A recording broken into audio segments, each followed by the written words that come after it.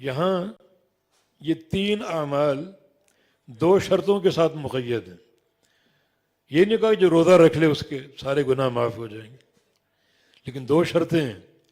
من صام رمضان ایمان و احتساب، جو رمضان کے روزے رکھے ان 2 شرطوں کے ساتھ، ایمان اور احتساب، اس کے سابقہ گناہ بخشے جائیں گے.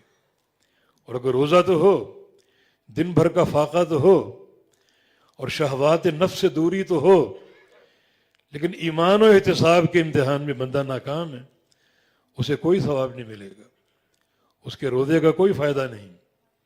ایمان کیا ہے؟ ایمان باللہ اور ایمان بالرسول.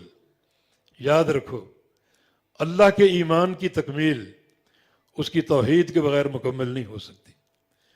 آپ اللہ پر ایمان کا دعویٰ کریں اور آپ کی توحید میں ایک سوئی کے ناکے کے برابر خلل ہو، کوئی بگاڑ یا اضطراب ہو، تو آپ کا وہ ایمان درست نہیں اور قابل قبول نہیں.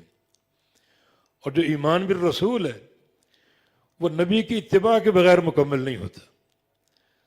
ایمان بالرسول میں سر فہرست رسول اللہ صلی اللہ علیہ وسلم کی اتباع اور آپ کی پیروی. سارے اعمال میں، نماز ہو، روزہ ہو، حج و عمرہ ہو، زکاتیں ہوں، سارے اعمال میں ضروری ہے نبی علیہ السلام کی اتباع. تو ایمان باللہ میں سر فہرست عقیدہ توحید ہے. اور آج بیشتر دنیا روزے رکھتی ہے، اہتمام کرتی ہے، اور بڑی بڑی پارٹیاں ہوتی ہیں، مگر اپنے عقیدے پر غور نہیں کرتی، عقیدے کی طرف رجوع نہیں کرتی.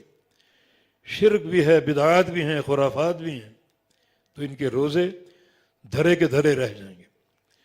تو ایمان باللہ میں سر فہرست توحید ہے. صحیح بخاری میں وفد عبد القیس کا ذکر ہے. نبی علیہ السلام کے پاس وہ آیا دین سیکھنے کے لیے. عرض کیا کہ یا رسول اللہ صلی اللہ علیہ وسلم، ہم صرف رجب کے مہینے میں آ سکتے ہیں، کیونکہ ہمارے اور آپ کے درمیان مضر قبیلہ ہے، جنگجو قبیلہ، یہ راستہ روکتا ہے، حملے کرتا ہے، املاک کو لوٹتا ہے، ہمارا نکلنا ممکن نہیں.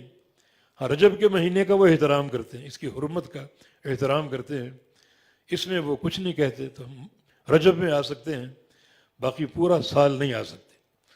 اب چونکہ ہم آ چکے ہیں تو مرنا بامر فصل، ہمیں کوئی فیصلہ کن بات بتا دیجیے، فیصلہ کن بات ہو، اس کا ہمیں بھی فائدہ ہو، اور نخبر بہم من وراءنا، جو پیچھے لوگ ہمارے قبیلے میں موجود ہیں انہیں بھی بتائیں، ان کو بھی فائدہ ہو.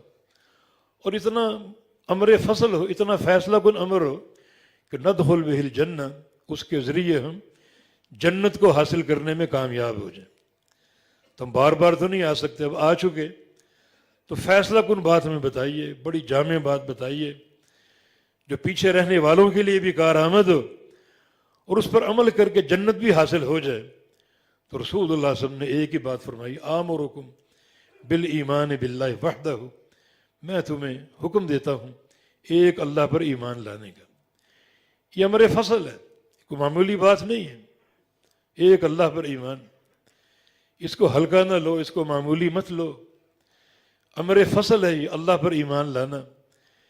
جنت کے داخلے کی کنجی ہے یہ، اللہ پر ایمان لانا.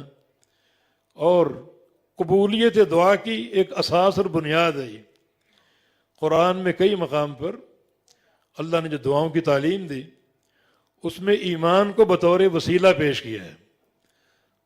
ربنا اننا سمعنا منادی ینادی للایمان ان آمنوا بربکم فآمنا، ہم ایمان لے آئے، تیرے منادی کو سنا ہم نے جو ایمان کی دعوت دے رہا تھا، ہم ایمان لے آئے. اب اس ایمان کو وسیلے کے طور پر پیش کیا. یہ جو نیکی ہے ایمان کی، یہ ہم لے آئے، ہم نے ایمان قبول کر لیا. اور ایمان وہی جو ابھی آپ نے سنا وفد عبد القیس کی حدیث میں، آمرکم بالایمان باللہ وحدہ. اور آپ نے پوچھا اتدرون ما الایمان باللہ وحدہ، جانتے ہو ایمان باللہ کیا ہے؟ ایمان باللہ کیا ہے جانتے ہو؟ فرمایا کہ ان تشہدوا ان لا الہ الا اللہ، اللہ کی توحید کی گواہی دینا. یہ ایمان باللہ میں سر فہرست امر ہے. اللہ کی توحید میں اگر کوئی دراڑ یا خلل ہے، اضطراب ہے، ایک ذرے کے برابر کیوں نہ ہو، تمہارا ایمان قابل قبول نہیں ہے۔ تبھی تو اللہ تعالیٰ نے روزے کے حکم سے پہلے اہل ایمان کو خطاب کیا، یا ایھا الذین آمنوا کتب علیکم الصیام۔ یہاں دو منزلیں ہیں، ایک یا ایھا الذین آمنوا کی کہ اپنے ایمان کا جائزہ لے لو، اپنے ایمان کو درست کر لو، اپنے ایمان کو صحیح اصولوں پر استوار کر لو، تاکہ اگلا حکم تمہارا درست اور قابل قبول ہو، اور وہ ہے کتب علیکم الصیام۔ تو کتب علیکم الصیام سے قبل یا ایھا الذین آمنوا ہے، اور من صام رمضان ایمانا، یہی بات یہاں دہرائی گئی۔ رمضان کے روزے ایمان کے ساتھ رکھے، توحید کی صحت کے ساتھ اور توحید کے فہم کے ساتھ۔ اتدرون ما الایمان باللہ وحدہ، جانتے ہو ایمان باللہ کیا ہے؟ ان تشہدوا ان لا الہ الا اللہ، اللہ کی توحید کی گواہی، حقیقی توحید۔ توحید کی تعریف یہ ہے، الاقرار بان اللہ واحد نفیا و اثباتا، اس بات کا اقرار کرنا کہ اللہ ایک ہے، اور اس اقرار میں نفی اور اثبات دونوں ہوں، تب عقیدہ توحید مکمل ہوتا ہے۔ بلکہ نفی سے آغاز ہو اور اقرار اور اثبات اس کے بعد ہو تو اس بندے کی توحید قابل قبول ہوگی۔ اگر صرف اثباتی توحید ہو تو وہ غیر کی مشارکت کی نفی نہیں کرتا، اور صرف اگر تنزیہ کی توحید ہو تو اس میں تعطیل ہی تعطیل۔ اگر کہا جائے کہ لا الہ، یہ تعطیل ہے۔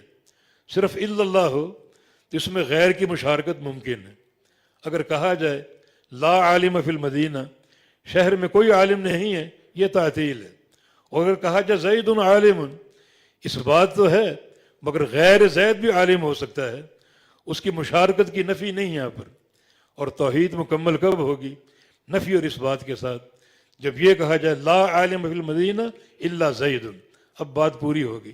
لا الہ الا اللہ، کوئی الہ نہیں، کوئی معبود نہیں، سارے معبود باطل ہیں، اور معبود حق صرف اللہ رب العزت ہے۔ اس فہم کے ساتھ اللہ پر ایمان لاؤ اور اس کی توحید کو مانو، بڑی کڑی شرط ہے۔ اس شرط کے امتحان میں بیشتر دنیا فیل ہے اور ناکام۔ روزوں کا اہتمام ہوتا ہے، بڑی بڑی باتیں، لچھے دار گفتگو ہوتی ہے، بڑے بڑے پروگرام بنتے ہیں، مگر ان کے روزے دھرے کے دھرے رہ جاتے ہیں، کیونکہ توحید میں خلل ہے اور ایمان باللہ میں اضطراب ہے۔ تو ایمان کی تو کڑی شرط ہے، ایمان لانا پڑے گا۔ تو یہ ایمان کوئی معمولی شے نہیں ہے، نہ اس کو ہلکا لو۔ یہ سب سے بڑا وسیلہ ہے قبولیت دعا کا اور قبولیت عمل کا۔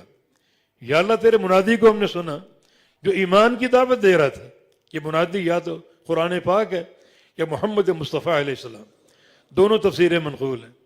تیرے منادی کو سنا ہم نے، ایمان کی دعوت دے رہا تھا، فآمنا، ہم ایمان لا چکے، ہم ایمان لے آئے، ایمان ہم نے قبول کر لیا۔ اب اس کو وسیلہ بنا کر پیش کرتے ہیں کہ فاغفر لنا ذنوبنا وکفر عنا سیئاتنا وتوفنا مع الابرار، ہمارے گناہوں کو معاف کر دے، چھوٹے ہوں بڑے ہوں، سارے گناہوں کو معاف کر دے، دھو ڈال، عورت ہو، سب قبول کر لیں گے۔ یہ ایک عظیم وسیلہ ہے، ایک عظیم نیکی ہے۔